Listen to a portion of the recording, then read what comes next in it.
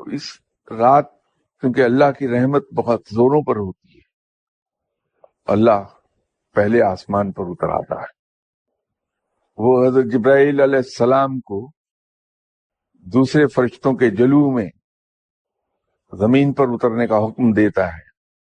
کہ حضرت جبرائیل علیہ السلام اپنے ہاتھ میں سبز رنگ کا ایک پرچم اٹھا کے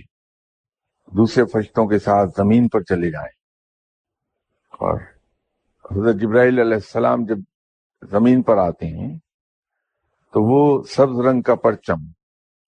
خانہ کعبہ کی چھت پر گاڑ دیتے اور تمام فرشتوں کو حکم دیتے ہیں کہ زمین پر پھیل جاؤ۔ حضرت جبرائیل علیہ السلام کے 600 پر ہیں، وہ صرف اسی رات میں اپنے تمام پروں کو پھیلاتے ہیں۔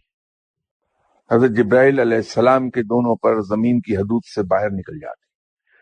تو اس وقت جو لوگ عبادت کر رہے ہوتے ہیں وہ ان پر اللہ کی رحمت نچھاور کرتے ہیں۔